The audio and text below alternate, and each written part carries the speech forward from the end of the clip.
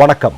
Ayatollah கொமேனியினுடைய நல்லடக்கத்திற்கு பிறகு Iran நடத்தியிருக்கக்கூடிய தாக்குதல்ல America சிதறிக் கொண்டிருக்கிறது என்பதாக செய்திகள் வந்து கொண்டிருக்கின்றன. ரஷ்யாவினுடைய டூப்ஸ்டே என்று சொல்லக்கூடிய விமானம் ஈரானுக்கு உதவுவதற்காக அங்கே களமிறக்கப்பட்டிருக்கிறது என்கிற செய்திகளும் வந்து கொண்டிருக்கிறது. இந்த நேரத்தில் அயதுல்லா கொமேனியினுடைய நல்லடக்கத்தில் ஏதாவது ஒன்று பண்ணி அதை இல்லாமலாக்கணும்னு ட்ரம்ப் சில திட்டங்களை போடுகிறார். அதன்படி என்ன பண்ணுறாங்க அப்படின்னா, அமெரிக்கா சில விமானங்களை ஈரானை நோக்கி தாக்குதலுக்கு அனுப்புகிறது. அதில் சில பாலங்கள் உடைந்து நொறுங்குகிறது. குறிப்பாக நீங்கள் பார்த்தீங்கன்னா மஷ்கத் டெஹ்ரானை இணைக்கக்கூடிய ஒரு மிக முக்கியமான சந்திப்பு பாலம் அது அமெரிக்க தாக்குதலில் உடைந்து நொறுங்குகிறது. ஆனால் என்ன ஆச்சரியம் தெரியுமா, 13 மணி நேரத்தில் அந்த பாதையை சரி செய்திருக்கிறது ஈரான். இந்த மாதிரியான தொழில்நுட்பம் எல்லாம் ஈரானுடைய கைகளில் எப்படி கிடைத்தது அல்லது எப்படி இவர்கள் உருவாக்கினார்கள் என்று இன்றைக்கு ட்ரம்ப் ஆச்சரியத்தோடு பார்க்கக்கூடிய சூழல் பார்க்கிறோம்.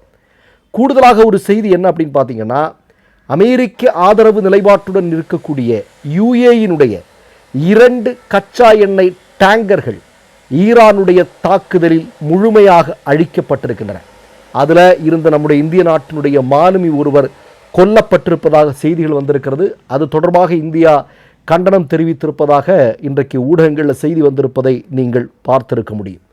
இந்த நேரத்தில் தான் எதையுமே அடைய முடியலையே, சொன்னது எதையும் சாதிக்க முடியலையே, உலகத்தினுடைய வல்லரசு என்று சொல்லிக் கொண்டிருக்கிறோமே, ஆனால் ஈரான் இத்தகைய தாக்குதலை தொடர்ந்து நடத்தி கொண்டிருந்தால் என்ன ஆவது, நம்ம உருவாக்கி வைத்திருந்த இமேஜ் என்ன ஆகும் என்று கவலைப்பட்டு கொண்டிருந்த ட்ரம்ப் தற்போது ஒரு செய்தி அறிவிக்கிறான். என்ன அப்படின்னா, ஹோர்மஸ் நீரிணை இனி எங்களுடைய கட்டுப்பாட்டில், ஹோர்மஸ் நீரிணை வழியாக செல்லக்கூடிய கப்பல்கள் எல்லாம் எங்களுக்கு 20% வரி கட்டியாக வேண்டும் என்று சொல்கிறார்.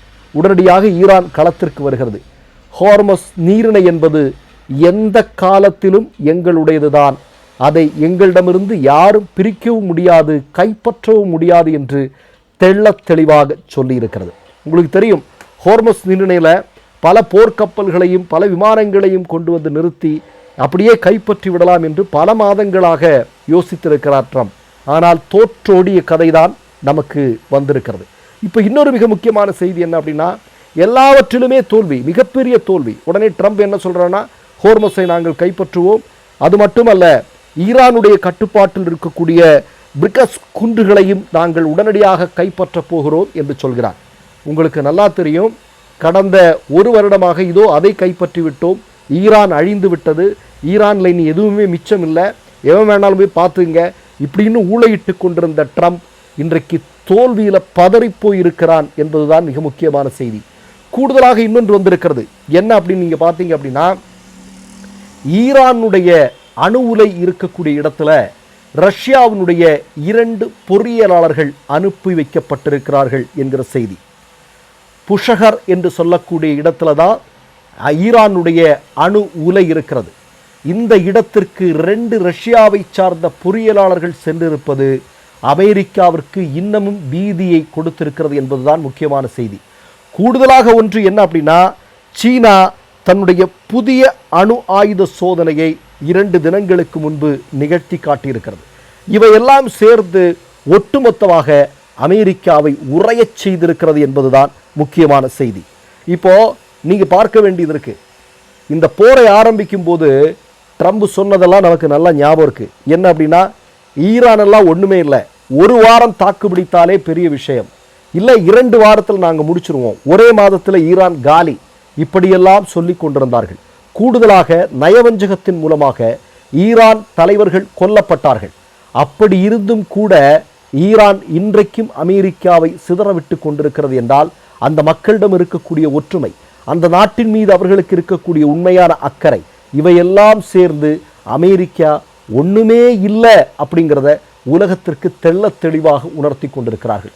எத்தனை முறை பேச்சுவார்த்தை, ஒவ்வொரு முறை பேச்சுவார்த்தை நடக்கும்போது ஈரான் நாங்கள் சொல்வதை ஒத்துக்கொண்டால் மட்டும்தான் பேச்சுவார்த்தை, இல்லைன்னா இல்லை.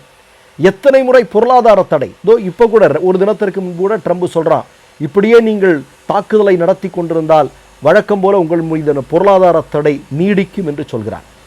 ஆனால் அதற்கெல்லாம் அஞ்சாமல் நீ என்ன செய்தாலும் நாங்கள் முன்வைக்கக்கூடிய கோரிக்கைகளை அப்படியே அச்சு பிசகாமல் நீங்கள் ஏற்றுக்கொண்டால் மட்டும்தான் நிரந்தரமாக போருக்கு முடிவு, இல்லை என்றால் இந்த போர் நடந்து கொண்டிருக்கும் என்றுதான் ஈரான் சொல்கிறது. ஒரு டைமில் உங்களுக்கெல்லாம் நல்லா ஞாபகம் இருக்குது, பென்டகன் தெளிவாக சொல்லுகிறது ட்ரம்ப் கிட்ட, போதிய ஆயுத இருப்புகள் இல்லை, இருந்ததெல்லாம் குறைந்து கொண்டு வருகிறது, அதனால் கொஞ்சம் கவனமாக இருக்கணும் அப்படின்னு சொல்கிறாங்க. ட்ரம்பிற்கு எந்த நேரத்தில் வேண்டுமானாலும் ட்ரம்பினுடைய உயிருக்கு ஆபத்து என்று சொல்லப்படுகிறது. ஆனால் அதற்கு பின்னால் வேறு காரணங்கள் இருக்கும் இல்லையா? இப்போ ட்ரம்ப் கொல்லப்படுகிறார் அப்படிங்கிற ஒரு செய்தியை எதற்காக ட்ரம்ப் அப்படி அமெரிக்க ஊடகங்களின் வழியாக வெளியிட வேண்டியிருக்கிறது?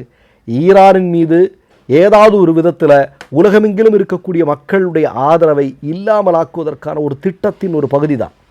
இப்போ ட்ரம்பினுடைய உயிரை குறிவைக்கிறார்கள் ஈரான்காரர்கள். எனக்கு ஏதாவது ஆச்சு அப்படின்னா ஈரானில்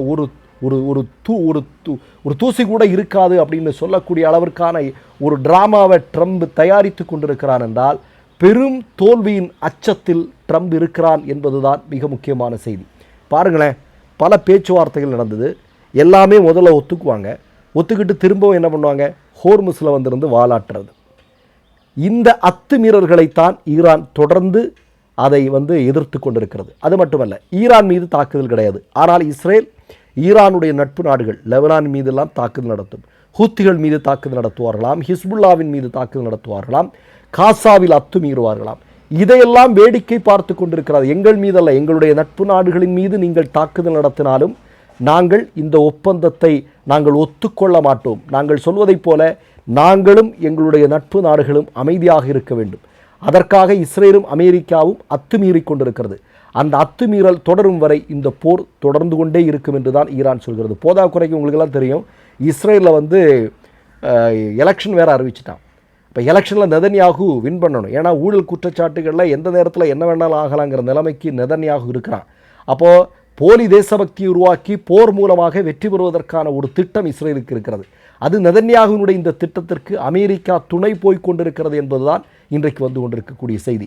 ஒட்டுமொத்தமாக இந்த போர் மூலமாக இஸ்ரேலும் அமெரிக்காவும் ஈரான் என்று சொல்லக்கூடிய நாட்டிற்கு முன்னால் இவர்கள் ஒன்றுமே அல்ல என்பதை உலகிற்கு உணர்த்தி கொண்டிருக்கிறது இந்த போர் என்பதுதான் முக்கியமான செய்தி. மற்றொரு நிகழ்வில் சந்திப்போம். நன்றி, வணக்கம். 3 யூடியூப் சேனல்கள் வியாபாரத்திற்கு இருக்கிறது. தேவைப்படுபவர்கள் இந்த எண்ணுக்கு தொடர்பு கொள்ளுங்கள். மை நேம் இஸ் ரெட் சேனலை சப்ஸ்கிரைப் பண்ணிக்கோங்க. அதுக்கப்புறமா பக்கத்தில் இருக்கிற ஜாயின் பட்டனை கிளிக் பண்ணீங்கன்னா ஒரு நியூ பேஜ் ஒன்று ஓப்பன் ஆகும். அதுலேயும் ஜாயின் பட்டனே கிளிக் பண்ணிக்கோங்க. அதில் பார்த்தீங்கன்னா credit R debit card options இருக்கு. இதில் உங்களுக்கு விசா, மாஸ்டர் கார்டு, ரிப்பே அப்படின்னு 3 ஆப்ஷன்ஸ் கொடுத்துருக்காங்க. அதில் நீங்கள் எந்த கார்டு சூஸ் பண்ணுறீங்களோ அந்த கார்டோட நம்பர் என்டர் பண்ணிக்கோங்க. அப்புறமா கார்டோட வேலிடிட்டி மந்த் அண்ட் இயரை டைப் பண்ணிக்கோங்க. அடுத்தபடியா உங்க கார்டோட பின்னால சிவிசி கோடுன்னு சொல்லிட்டு 3 நம்பர்ஸ் கொடுத்துருப்பாங்க. அந்த நம்பர் இதில் என்டர் பண்ணிக்கோங்க. அப்புறமா அட்ரஸ் அண்ட் இன்ஃபர்மேஷன் என்டர் பண்ணிட்டு பைங்கிற பட்டனை கிளிக் பண்ணிக்கோங்க.